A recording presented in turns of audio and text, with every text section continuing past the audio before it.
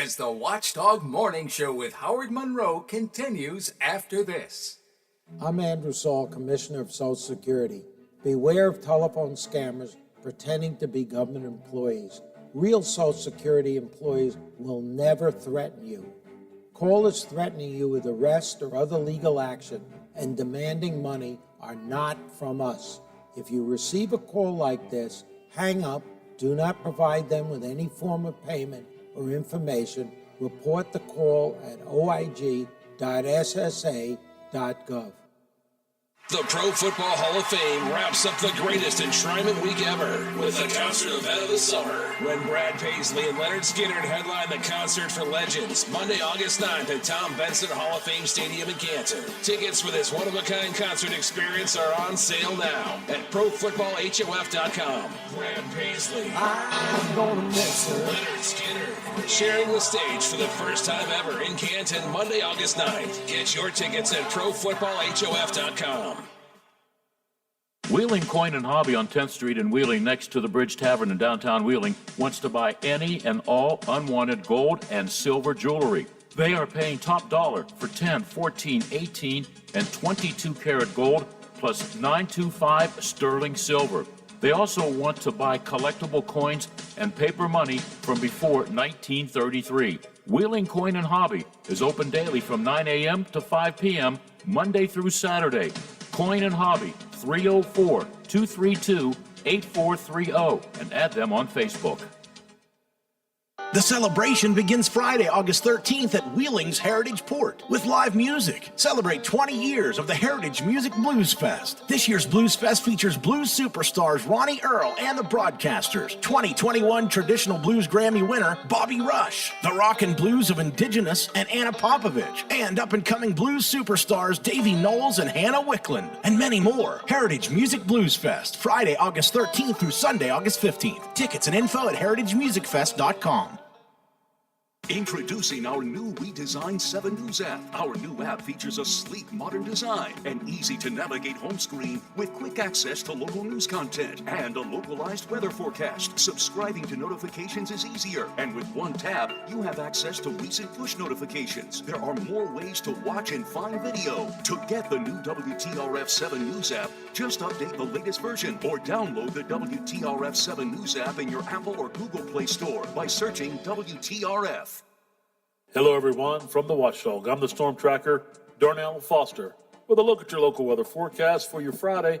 Plenty of sunshine, a warm day with a high near 87, overnight low of 67 degrees under partly cloudy skies. A lot of sunshine around for your Saturday with temperatures in the upper 80s. Have a great day, everyone. From the Watchdog, I'm Darnell Foster. The views and opinions expressed on the following program are not necessarily those of this station or its sponsors.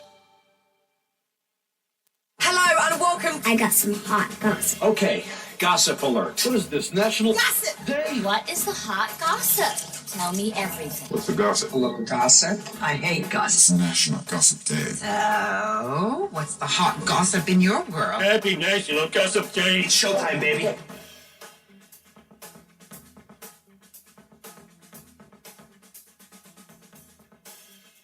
The Valley is nearing a return to normal, and we're celebrating with the 100 days of summer. This is the Watchdog Morning Show with Howard Monroe.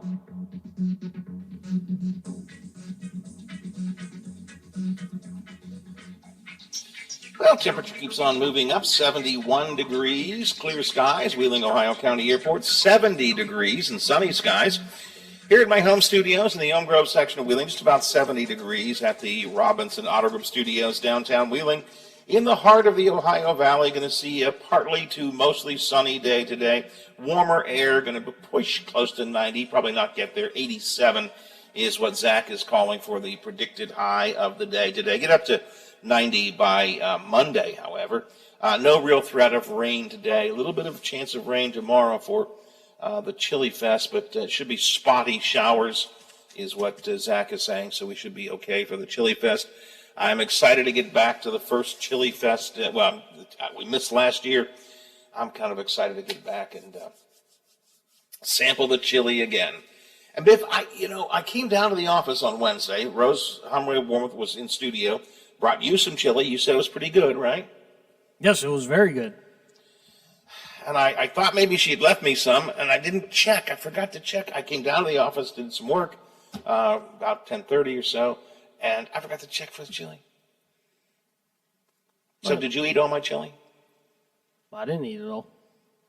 Most of it? I didn't even eat most of it. Did you leave me some? I don't even think there was any. There was none. Rose didn't leave me any? Uh-uh. Oh, okay. Well, I guess I didn't miss out on it. All right. Well, I'll be particularly ready to sample the chili tomorrow. All right. It's 9:12 here on the Watchdog Morning Show. Friday mornings always mean the Friday Roundtable, kicking around all different kinds of things, but in particular the Ohio Valley news of the week. To help me do that, as always, newspaper editor John McCabe. Good morning, John. Hey, good morning, Howard. How's your week been? Actually, pretty good. It's been busy. I think the one thing I find anymore is, about the middle of the week, I sit and wonder what day it actually is, if it's Tuesday or Thursday or Sunday. But it's been a pretty good week. A lot of things happening, and the weather's been okay, and so that's about it. Except for that little storm we had, that brief storm that rolled through on what was it, Tuesday night? Wednesday night. Wednesday night, yeah. Wednesday night. I was talking with Zach earlier. It does seem to me that when we have severe weather or intense storms, they're more severe or more intense than they used to be. Don't you think so? 100%. If you've been paying any attention, Morgantown over the last few months has just taken a beating with these severe storms. Yeah. Actually, I met my parents Wednesday night in Washington, PA for dinner. And after dinner, they drove back to Morgantown.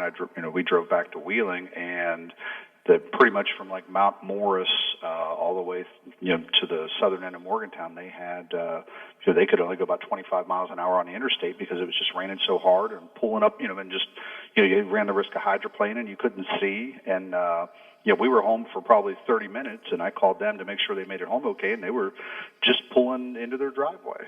So still hadn't got there. Yeah. Yeah. So it was crazy. It just seems when we have, when it's a severe alert or something, and we've always had it's more severe than it used to be. That storm on Wednesday night, fortunately no damage here, but I mean, I look out the street in like 10 minutes, the street is absolutely becomes a raging river and then stops. It didn't cause any problems, but it just runs down the street, and the lightning is so intense. I don't know. It just seems like it's.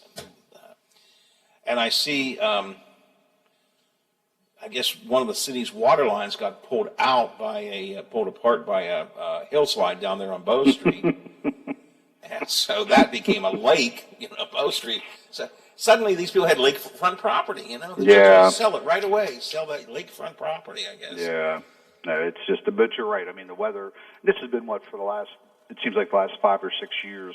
We don't just get those, if you think back, it always at least seemed, again, and maybe that's just the nostalgic side of ourselves, that rain, most times when the rain came, it was just rain. It was either a gentle rain or, even if it was a heavy rain, it wasn't this, this massive downpour. I mean, the drops anymore are huge, and if you're on the interstate when it's raining, it almost sounds like hail, and that just seems to be more the norm than the exception anymore. Yep, I think so. I don't have this story on my list, and it's not really a huge story. I'm just curious. Did you go out to see the governor and the opening of the new playground yesterday? I did not. I was not out there. I had prior commitment, but it seemed like a really nice event. And Baby Doll got FaceTime with all of our local officials who probably couldn't stand the governor, posed with Baby Dog and did the obligatory photos. So a nice playground, and let's be honest, the whole purpose of that was to unveil the new playground at the YMCA in Elm Grove, the Chambers Y, beautiful structure, open to the public, which I think is, saw a lot of people asking last night. So, if it's a Sunday afternoon and you want to take your grandkids or your kids there, it is open to the public. And, they're saying, one of the really neat designs with this is it is the, kind of one of a kind, all-inclusive playground, available for, anyone of any ability level or with any disability level. Kids can do it. Yeah, exactly. It's a really nice addition to, what for a long time had just been a field where kids would go run around, while they were in camp. That was, you got some training things and some classes there, but that field really never probably got used for, full advantage taken of, again, other than for things like flag football. So really nice addition to the Y. Combining my two stories here, actually, that playground barely missed being smashed down a couple weeks ago. Yeah, by that tree, exactly. When we had that storm a couple weeks ago, and that tree on the Osiris Temple property came right across Kruger Street, blocked all of Kruger Street, pulled out by its roots. I couldn't understand how that happened. But anyway, it missed that playground by that much. It was very, very lucky that it didn't happen. Very much. And you're right. Baby dog, somehow baby dog attract. I don't get it exactly. The governor was there, and everybody had his picture taken with the baby dog. I saw Erica Storch. I saw Phil Stahl, the PIO for the police department there, and several other people had their picture taken. My daughter-in-law, who is a confirmed Democrat, anti-justice kind of guy. Is she a Democrat, actually? Could you tell that? Yeah, well. Was she out there? No. But when I told her baby dog was there, she says, I wish I would have gone over. I would have gotten my picture taken with baby dog. I thought, man. So my point is, you're right. Whether people like the governor or not, somehow baby, and I think he knows this, by the way. I don't think it's by accident. He knows that baby dog has become quite a beloved figure for whatever reason. Well, baby dog crosses the partisan divide and brings us all together, I guess, huh? I guess that's it. Almost everybody loves baby dog except one person that I know who's not a big baby dog fan. That's Steve Adams? It's exactly right. Worried about where baby dog's taxed? When Steve wrote the story this week about baby dog not having paid his taxes, he texts him and he goes, "Well, I had to write a baby dog story finally. I finally had to write one." Let's be honest, though. How when you look at that, how silly is it in West Virginia that we tax dogs? I mean, how silly is that? How archaic? And I think that's really where I would hope the legislature would have some impact in going through and revising all these and let's be honest, how many people even have their dogs taxed? Mm-hmm. How many people, could tell the assessor they have 3 dogs? Probably not very many anymore because you just don't. I think for a lot of people, you just don't think about it. So yes, baby dog is a scofflaw from the law in Greenbrier County. Not anymore, but was. And but that's who would have ever, big story of the week, baby dogs. And that's the one people will remember. We had Stephen on yesterday talking about it, and the truth of the matter is, first of all, you're right. What a silly tax anyway. Secondly, it's easy for anybody to forget, to not think about it. It wouldn't normally. But the governor being himself known for not paying taxes, and the governor making such a big deal about baby dog, I mean, it raises the level of that story, even though the dollar figures and so on seem silly. And it was one of those, you half laugh and you half go, well, there's a point to be made here. But when it's that old appearance of things, and I'm segueing into something I'm going to talk about here, John. It's the old appearance. If baby dog is going to be the face of West Virginia, and has been, and is the face of this contest, and he takes him around, the governor takes baby dog everywhere, then I would be really careful to make sure I've taken care of baby dog in every legal way I'm supposed to do so, paying the bills and so on. Mm-hmm. There's just appearances there. Which brings me to Bill Rainey being appointed to the West Virginia Public Service Commission. Mm-hmm. Bill Rainey, the former, I forget his title, president or director, but the head honcho and chief bigwig for the West Virginia Coal Association for a long time. Very nice guy, very gentlemanly, delightful, pleasant man, but a long-time aggressive coal lobbyist appointed to the PSC by a coal operator governor who's got problems financially to be on an entity that is has direct impact on the energy industry. Is that a conflict of interest, John, or is that just another 3 degrees of separation that we have here in West Virginia for everything? You know, I think that's a really good question that I'm not sure. You know, it's easy to say it's a conflict of interest, and on the surface, it does seem that way. You know, I think the reality in some ways too is that you know, the Coal Association has probably had, or the PSC has probably had strong advocates for coal on it before, and you know, Bill Rainey's, you know, public presence as, you know, the Friends of Coal and the voice of the Friends of Coal for many years in the commercials that they did, you know, does make it feel different. You know, on a broader scale, I've been really somewhat concerned about some of the governor's appointments as of late. You know, obviously very interested in the Board of Governors at West Virginia University. He just appointed Bray Carey and a few others to that who were close to him. You know, Bray Carey not only was close to him, but was his, you know, chief advisor and intern, I think, from a technical standpoint for some time. But, you know, I worry some of the appointments he's made are not potentially going to serve our state and some of its institutions well in the coming years. And so I think, you know, and this, I'm not saying this is one, but this one kind of has somewhat of that feel to it. Now, I will say, you know, I mean, again, you know, coal is still a major factor in our state. As we'll talk here shortly, I'm sure, you know, a major decision came out just a few days ago on the Mitchell plant that, you know, now puts it even, you know, kind of mucks it up even a little more given what Kentucky ruled just here recently and how that's going to fully move forward.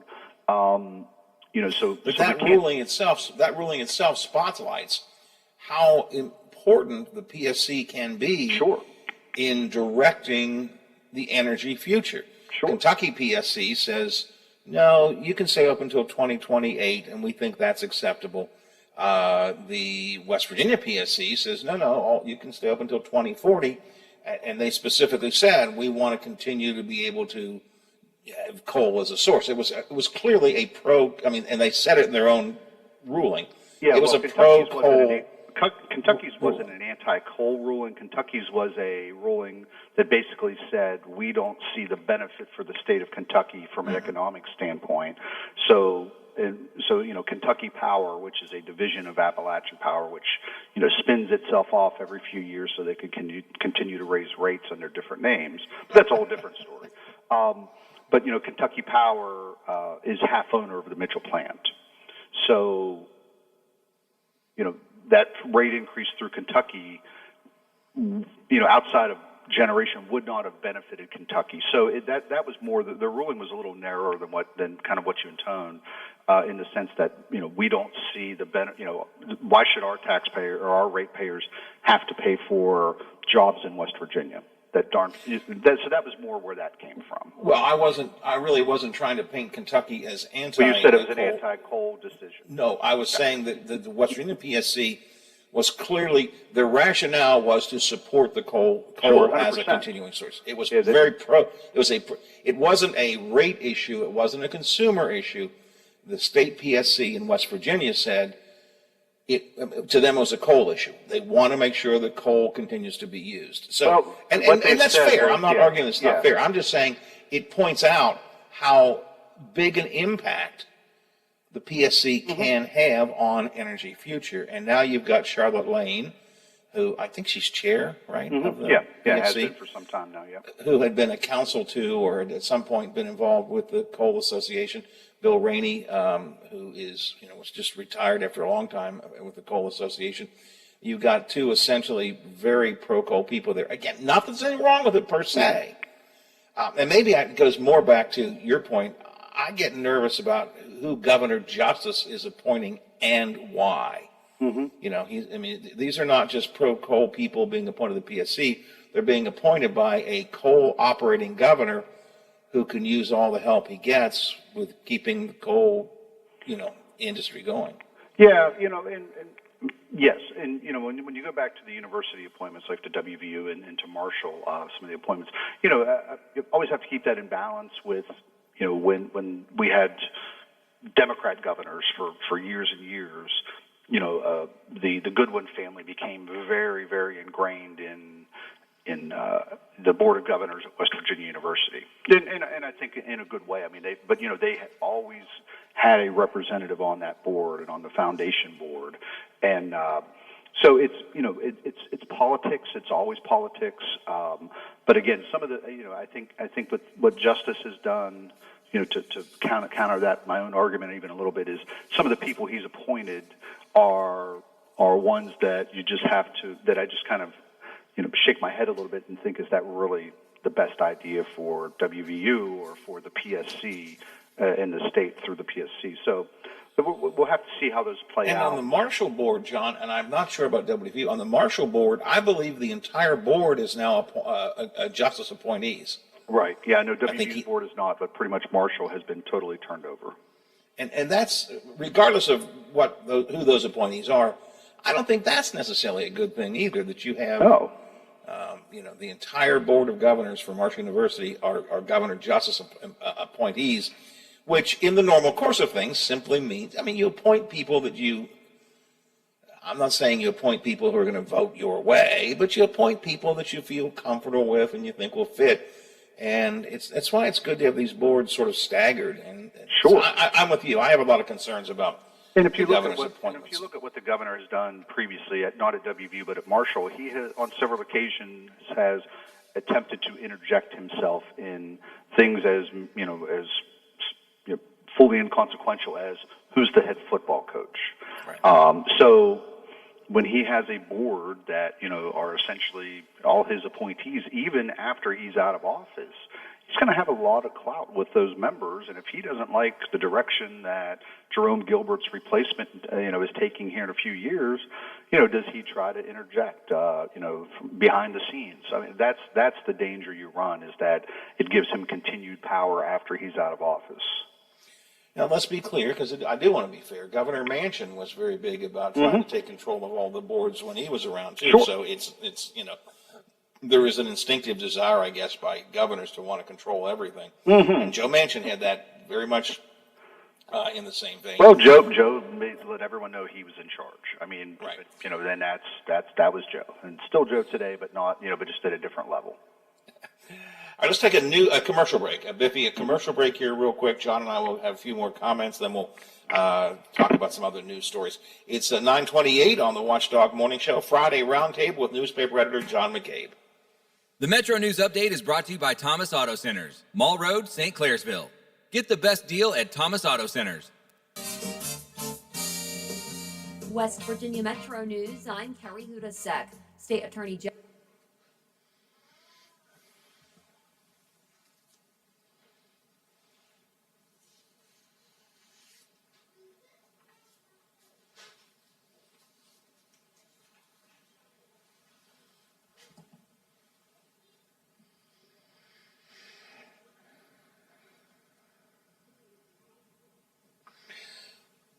Biff, I'll take another break then, because I don't want to go 10 minutes here without getting back to the news. So I'll take another break before we get to Westfall.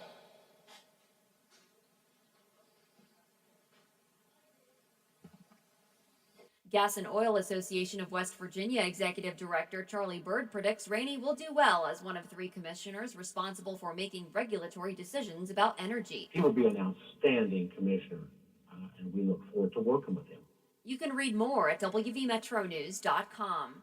Mason County Sheriff's deputies, meanwhile, have rescued a man from the Ohio River this morning. It happened just after midnight below the Silver Bridge. It's still unclear how he got into the water, but dispatchers say he was not injured.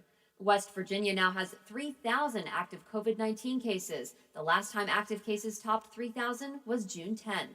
You're listening to Metro News, the voice of West Virginia.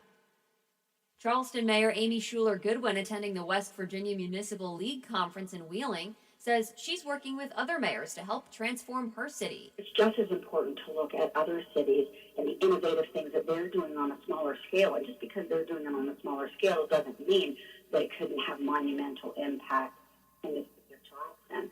Goodwin received the Lydia Main Breaking Boundaries Award at the conference. It's an award that recognizes women in government. From the Metro News Anchor Desk, I'm Carrie Hudasek.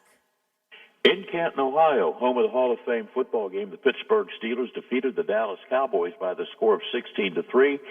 Yes, running back Najee Harris, the Steelers' number one pick, did see some action in the first quarter. He carried the ball 7 times for 22 yards. Meanwhile, in Cincinnati, Ohio, the Reds defeated the Pirates in baseball 7-4. The Reds recorded 6 runs in the bottom of the second inning. The Reds have won 7 of their last 9. The slumping Pirates have lost 4 of their last 5. Well, baseball lost a good one. Houston Astro pitching legend J.R. Richard has died at the age of 71. I remember back in 1979 when he struck out 313 batters. At the Olympics, the United States, still your medals leader with 92. China, second with 74. China leads the way with gold medals with 34. The United States second with 30. I'm Bill DeFabio on sports, and we are the Watchdog. Hi, it's Hoppy Kercheval inviting you to join me weekdays, 10 till noon for a statewide talk line. We talk about the big stories affecting us in West Virginia. We talk with top political figures, sports personalities, and sometimes just us folks talking, all offering our opinions on what's happening today. 10 till noon, right after the Watchdog Morning Show with Howard Monroe.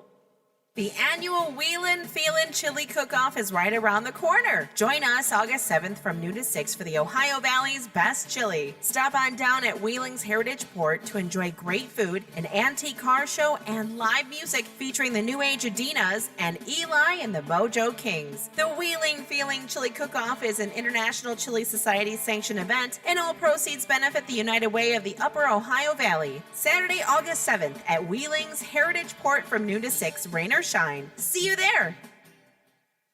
Who wants craft beer? Saturday, August 21st, the Mountaineer Brewfest is back at Wheeling Heritage Port, showcasing craft beers from West Virginia's finest brewers. With great food, live entertainment, and many more craft beer selections in our beer garden, it's a wild and wonderful time, and you don't want to miss out. Proceeds benefit a Special Wish Foundation. Get your tickets now at MountaineerBrewFest.com. Brought to you by Wheeling Island Hotel, Casino, Racetrack, and the UPS Store.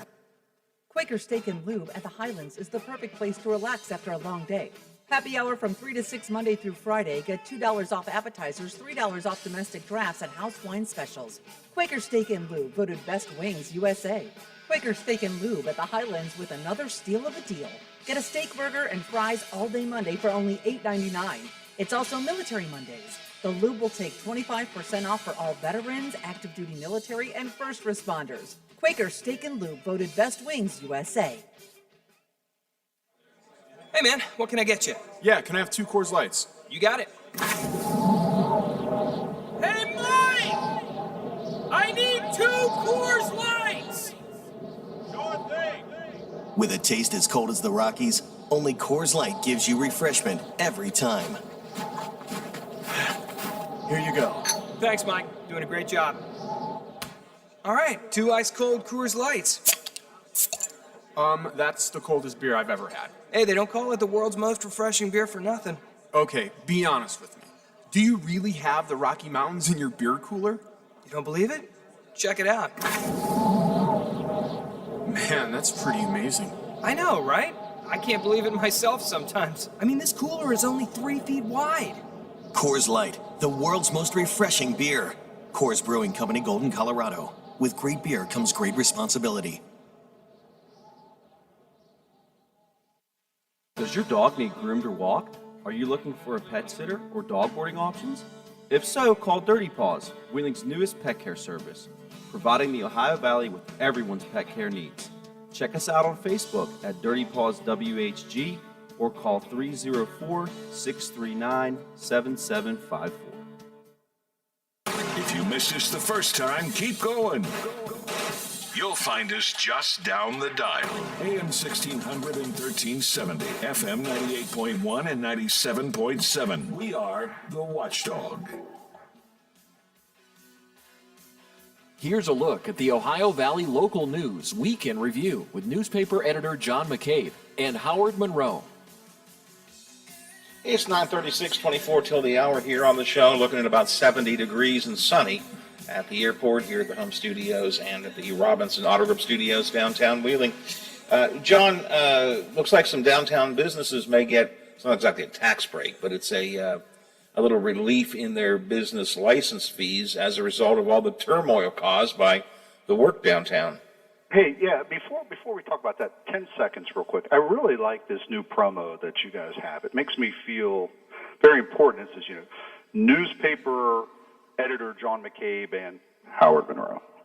So I really appreciate that, the kind of that importance that's placed on me and the kind of, secondary thought that's placed on you. That's really good. So thanks. Biff, make a note. We need to redo that drop so that we'll let John still have top billing, but it'll be newspaper editor John McCabe and three-time award-winning state broadcaster, Hall of Famer, and superstar host of the morning show, Howard Monroe. Do you have any idea how easy it is to get your goat? See, make a note of that before.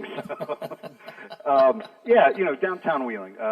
Obviously, if you work downtown or you drive downtown, everybody's dealing with the barrels. I mean, heck, at our building for 2 or 3 days this week, you come down Main Street and you can't even turn in a parking lot, which means that the people going through the bank drive-through behind us can't come through, can't exit and have to do a 36-point turn to get out of the parking lot. And, so it has been a hassle. We all know it's a necessary hassle, these lines and water and sewer lines and need replaced and need upgraded, particularly with the streetscape project coming down the line. So, I really was pleased, here about a week ago when the city started talking about a measure to at least recognize that businesses, some that where it doesn't, for us, it's more a nuisance for a restaurant, when the water's shut off to your business, you can't open, you can't be there and you can't make any money that day.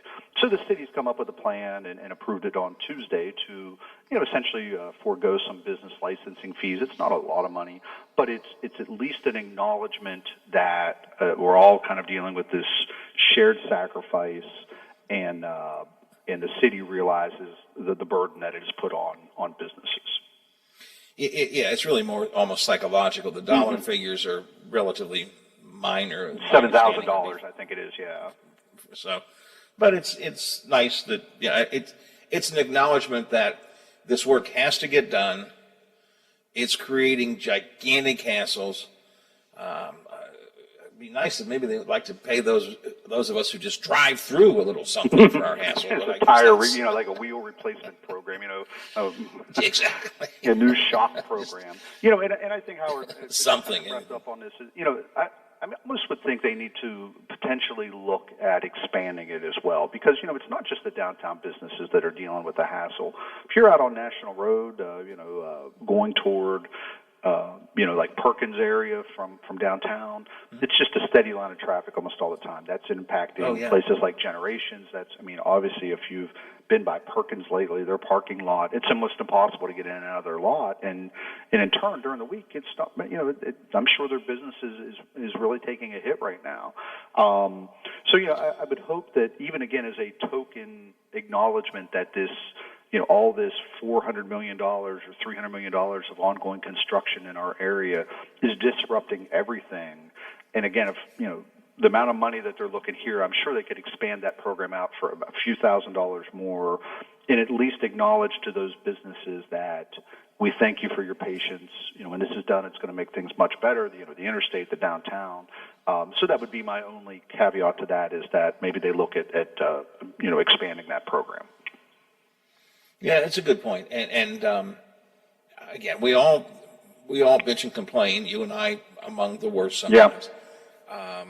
But we all also understand that all of it, we got to get the new water lines, the sewer lines in, and they're doing some power line work, and we want to get it all done before it's the streetscape, and we can't pave the streets until all that's. We all understand it, So, but it is very frustrating sometimes. Yeah. And your point's well taken. And people are adapting the way they drive. I used to always like to drive out through Fulton. I now avoid Fulton if Sure. possible. Sure. So, your point's, I think really well taken. Maybe they could consider expanding that a bit. Something that's kind of gone under the radar, John, I think they approved it this week, I think council did, is a design review proposal for North Wheeling. Yeah. People are going to do renovation work or improvement work have to meet certain design standards to keep it in tune with, I guess, the Victorian feeling of that. What do you think?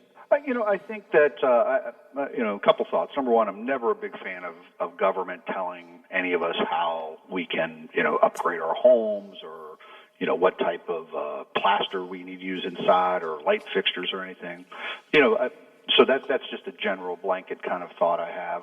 On the other hand, the North Wheeling, I think in certain areas it makes sense. The North Wheeling, Victorian area, the North is a different level. These are homes that have been maintained. It's not like, a few years back when they started talking about doing it in East Wheeling, in an area where, quite frankly, many of the homeowners there could not afford the added expense of having to have a historically accurate window that cost 3 times what a regular window would cost.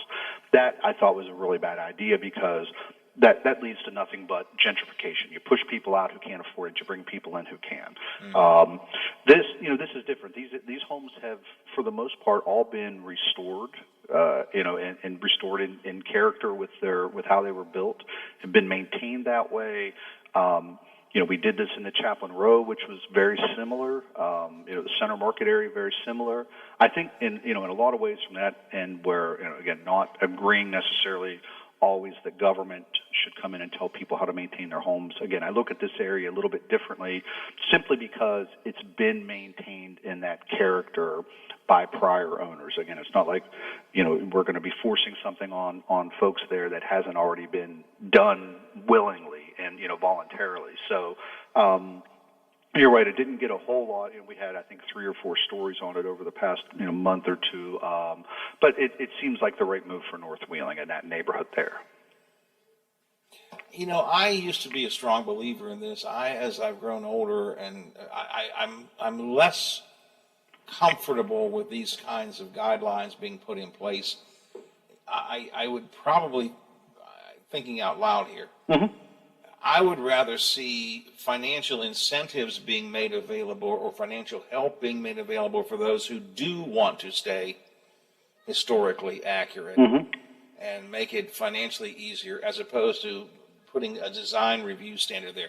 I get it. I mean, I like the idea of certain neighborhoods having that same feel and flavor to them, particularly historical neighborhoods. And it has worked. You're right. Chaplain Row is a good example. I guess the older I've gotten, the less I'm comfortable with all of these government. And I don't mean that we have a lot of them, but I mean I'm beginning to think that maybe we need to be careful about insisting that people do certain things with their own home. I think that we'd be better off to recommend it and make it financially easier for them. Well, geez, Howard, you're making me feel like the socialist and you're the conservative. I know. Go figure. I understand that. It drives me crazy. I don't know what's going on here because I know I feel the same way. Looks like the Wheeling Police Headquarters moving ahead pretty quickly. The new renovation of the Valley Professional Center. They let some of that out for bid this week. Yeah, what was I think the low bid was $6.5 million for the project. I think what's nice, and I went back and looked, and we wrote a short editorial over the weekend, this past weekend on it. The initial plan that the city had to buy to do this public safety building up on the north end of Market Street was, I think, 18 or 19 million. And then, it was a little, right around even close into that area as they looked at 19th Street. Depending on what the fire department comes in at, but at least the estimates for the fire department were about $6.5 million. So if you really think about it, the city was able to purchase the OVMC property, the Valley Professional Center, and they're going to be able to get this other property in East Wheeling for the fire department and come out of that probably around $14 million. So they'll have preserved a piece of property that, as we talked with OVMC when they were able to acquire it, it was a necessary evil to do that, as opposed to letting it fall into disrepair. But they've been now able to repurpose part of that campus into the police headquarters. And again, in the end, the taxpayers win because we spend $4 or $5 million less dollars than we would have otherwise. So I think it's a definite good win location. for Wheeling. Yeah. I think so too. It's a good location. We're not going to have a combined public safety building, but I think each, the police and fire department, are getting much expanded, much nicer facilities, much needed. Police department needed it dramatically. So and it brings some life to part of the OVMC campus immediately. Yes. As they look to find other ways to develop the rest of it. So I think that that makes a lot of sense. Just real quick, John, did you go and have one last mushroom burger or anything at Hardee's? No. I didn't go get the triple thick monster jalapeno burger. Stayed away from that one. It's funny. We were talking about Hardee's this week here in the office, and there's probably obviously the Hardee's chain is not going out. What's the other part of that? Carl's Jr. I think is the other kind of the other similar chain, right? Owned by the same franchise, but. I haven't been to Hardee's in a long time, but Hardee's has always been one of those fast food places, always willing to, never really had an identity. If you remember, for a while it was, fried chicken, and it was, I think they might have had lobster tails at one time, and they might have had, they're just always trying something different instead of just focusing on what they could do well, which, maybe it was like biscuits and gravy was what they could do well. But no, I think the big thing now is, what's going to pop in there. Everyone's, I'll say excited, maybe the wrong word, but, people have obviously online been making a lot of noise. Oh, we need a Sonic, or we need I think somebody said, let's bring in a Rax. Rax? There's like one Rax. Well, Rax is pretty well gone. I mean, there's like only two Rax in the country left. But what would you like to see there? If it was going to be another fast food place, what would be your preference? I don't know. I mean, I've never been to a Sonic. I've always been intrigued by them. I don't know what they're like. I don't think it's got big enough space. In itself, that Hardee's property is not enough space for a Sonic. The Sonic needs a large parking lot. They have a lot of outside stuff going on. Yeah, they've got, it's like the old what is interesting to me. Right, yeah. Right, exactly. Yeah. What's interesting to me is that we have several pieces of property in that area that are available for sale, and I wonder, is a developer going to see some need? We have the dry cleaning building property right next to door. it. Yeah. And then we have the Ameri-Asian Buffet building, the old Eagle Inn across the street is for sale.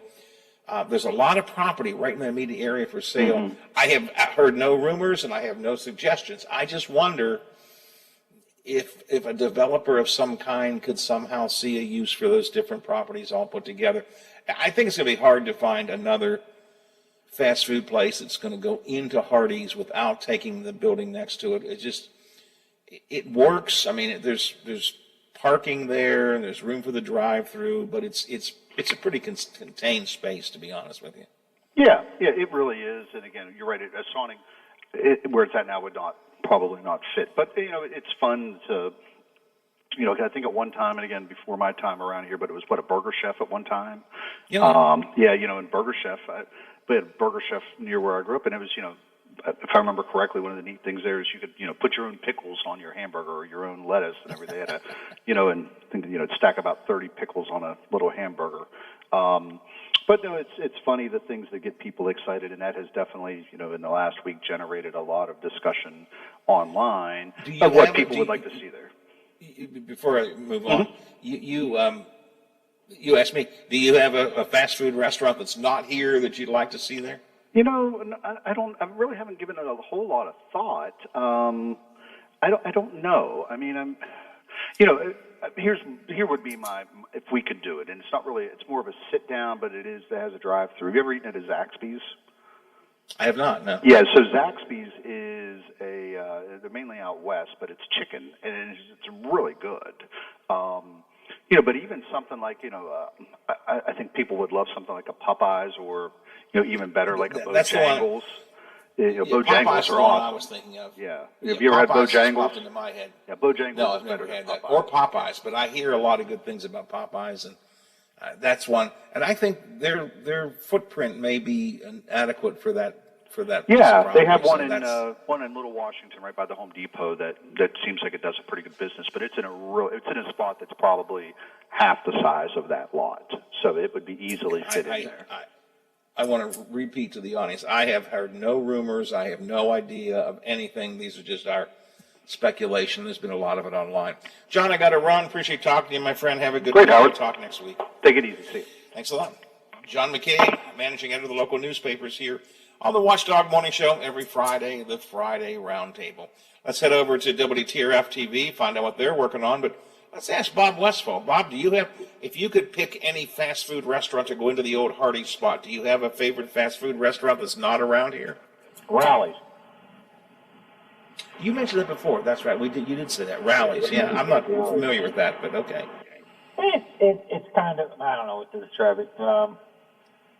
Not quite like a Sonic, but I mean, that's probably as close as anything I could think of, but I think they have better fries. So, that's kind of where I'm at on that one. But, you know the missus is in the other room listening to the radio and writing all this stuff down and making sure you don't go to any of these places. Popeyes? He said you want to go to Popeyes? We're not going to Popeyes. I'll show you Popeye. Yeah, you want a Popeye? Here's a Popeye. Have you ever been to a Popeyes? No, but I have been to a Bojangles. Bojangles. Good? Yeah, it's good. I mean, honestly, is any fast food really, really good? But I mean, yeah, well, my premise is, given that it's fast food, is it then good? Yeah. Oh, it was good. Yeah, they actually had a Bojangles at the Charlotte Motor Speedway. Oh, okay. Yeah, so that's actually Well, where I had it in. I'm a big chicken lover, so something that focused on chicken would work. Popeyes, or I'm not familiar with Bojangles, but maybe that would be it too.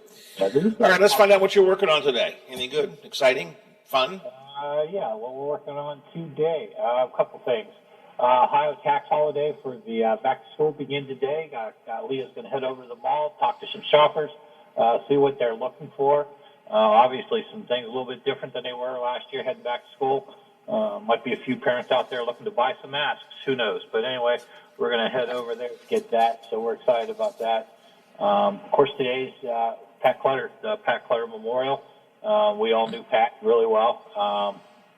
This is a golf tournament to raise money for for scholarships at Wheeling Park. Obviously near and dear to our heart here, so we're really excited. We'll be live up there at noon. I think Scott Nolte is going to be playing in the tournament, or in the golf tournament. So we'll have a little bit of that tonight. So, of course, the Pat Clutter is beginning. You know, Pat was sports director here. He was sports director here when I was here. Then he moved up to news director after I left. So maybe he got promoted because no, let's not talk about that. But anyway, he got rid of you, and he said, "Okay, now you can be news director." Yeah. Yeah, something like that. So we've got that, and then of course the other. And of course, he was in a long time broadcast teacher at Wheeling Park High School, which was absolutely a lot of students came out of his classes learning so much. Right. Yeah, and you know what? And those of us that didn't have him. He was still a teacher in the real world. I mean, there were a lot of things. I mean, I just got out of college when I came here the first time. That's when I worked with him.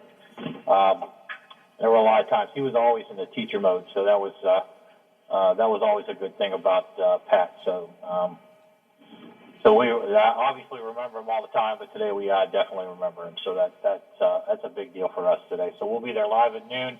We'll cover that, and we'll have that more on that tonight. Sadly, going the other way, Ullman out of Belmont County is going to be sentenced today. Another sex abuse case out of Belmont County. DK is there now. She is covering that. Obviously, she will have the information as it goes. As soon as she's tweeting, we'll see how that goes. And we'll have an update on that at noon, and then we'll have the full story at 5 and 6 tonight. So we've got that. Going to get some more on the Mitchell reaction. It's kind of a convoluted. I know the press release that the West Virginia PSC said that was 2040. It's actually 2028. The confusion lies in the fact that everybody wants to be 2040 in West Virginia. Kentucky's already said, no, we're not going to pass we're not going to do it, because there are 4 power plants that are involved in this, so it's a consortium between the 3 states. Virginia is yet to go. I think they vote next week. So Mitchell looks like it may be staying open at least till 2028, so it gets a reprieve, I think, from 2022. But I think 2040 might be a pipe dream, but we talked to Senator Capito, and we're going to talk to Delegate Sukoff from Marshall County about this ruling, so we're going to have more on that today. Yeah, it is a very convoluted ruling. The Kentucky PSC was very clear. They said that nothing should be taken, that this ruling could be overturned or could be extended. I mean, they were pretty clear. They expect the plant to be closed in 28, I guess it is. So I don't know if it's going to. And the West Virginia PSC, even in their own ruling, said, we acknowledge that there's some conflict here that's going to have to be resolved. So those who are celebrating, I think you got to be a little bit careful, because I'm not sure that it is going to turn out to be exactly the way people think it does, just based on the West Virginia PSC ruling. Well, I know when I talked to Delegate Zukoff 2 days ago before we did the interview, she said this. She basically said this was the best outcome we could expect with the situation. So kind of take that for what it's worth. I mean, it could have gone much worse. West Virginia could have said the same thing as Kentucky, but they did say something positive. So it's the best they could have got for that moment. So we're going to have more on that. We've got federal Senator Capito weighing in on that. We did talk to Delegate Zukoff, so we'll have that today. So we've got that story. Sisters of St. Joseph of Wheeling will present a letter being sent to Senator Joe Manchin to urge the passage of Senate Bill 1 for the People's Act. That's a Voting Right Act. So that presser's this morning at 10:30. So we will be there for that. So got a little bit in a press release, but I'm curious to see exactly what they want to tell the Senator Manchin on the push for the filibuster when it comes to Senate Bill 1. All right, we'll look for all of this today, Bob, at noon, 5, 6, 10, 11, 5:30 statewide coverage. And if you miss it on the television, don't forget you can listen to the radio at noon and at 5 o'clock on here. Catch the live WTF TV broadcast. And if you miss all of that, you can just find it at WTRF.com, where you always get all the news quickly, or on the Facebook page. Yeah. I have to run. Good talking to you. Have a good weekend, Bob. We'll talk to you Monday. All right, guys. Have a good one. All right, Bob Westphal from the Big 7, WTRF TV. Monday, we're going to talk with 3 of the attorneys who were involved in this big opioid trial down in Huntington, Cabell County. There's not yet been a ruling from the judge on that, but we'll talk about the process, the trial, the things that were learned, where it might go. We'll talk about that with several of the attorneys who were in that on Monday. But for now, I got to say sayonara, see you. I got to go. I got to get out of here. Bye-bye. Farewell. But I'll be back Monday morning, 7 o'clock on the Go Run of the Big Gig. Are you back with me, Biffy? Back Monday. We'll keep on doing it until we get it right. That could be a long time. Indeed. The Watchdog is FM 98.1, AM 1600 WKKX Wheeling, FM 97.7, AM 1370 WVLY Moundsville. The ABC News is brought to you by Thomas Auto Centers, Mall Road, St. Clairsville. Get the best deal at Thomas Auto Centers. Rate dropped to 5 point. All right, Biffy. We made it through. I don't have any idea how long Bob and Clayton and Cole Antonio are going to be on Monday, so I'm probably not going to schedule anything else. They're scheduled for 8 o'clock. So I may just leave it, sit with those guys, and we'll fill the rest of the time depending on what time we have. Or I may change my mind and try and get somebody else. I'm not sure. But that's at least our centerpiece on Monday. So that's all I got. I think it could well be. Everything going okay up there, other than 80. So the temperature still is. We still don't have the air conditioning working.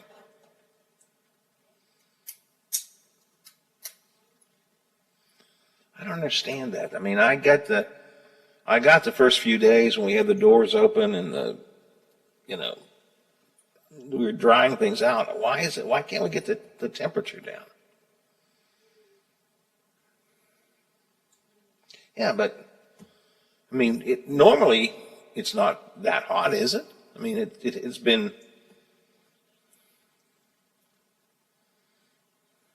Well, I mean, but prior to the flood, prior to the problems, was it really? Okay. All right.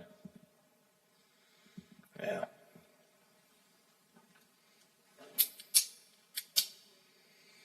Well, maybe if it's really sweaty on Monday, the boss will decide to.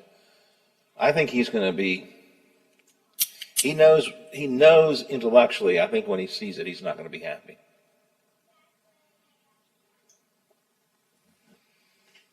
So maybe he'll. Sometimes it takes him making a call, Well, I guess so. All right, I'll be around all weekend. If you need anything or anything goes wrong, give me a call. Otherwise, I'll talk to you Monday, and we'll do it again. All right, thanks for your help as always. I appreciate it. Right, bye. Garnishment, asset seizure, and other aggressive IRS actions. Make today the beginning of your fresh start with the IRS. Call the experts at Optima Tax Relief now for your free confidential consultation. Call 800-343-6460. 800-343-6460. 800-343-6460. Optima Tax Relief. Some restrictions apply. For complete details, please visit OptimaTaxRelief.com. There is more chaos for travelers on Spirit Airlines. The carrier has canceled flights for a sixth straight day. We're trying to go home. Passengers stranded at airports, unable to rebook their flights. We're just trying to get home, and it's just gotten canceled. No reason for why it's been canceled. Spirit CEO says once again, half of his company's flights will be grounded after canceling more than 400 flights on Thursday. All the team members working super hard to try to get us back where we want to be. The budget airline even offering double pay to flight attendants who are able to pick up extra shifts. ABC's Trevor Ault. The airline, by the way, blamed bad weather and technology problems for all the cancellations.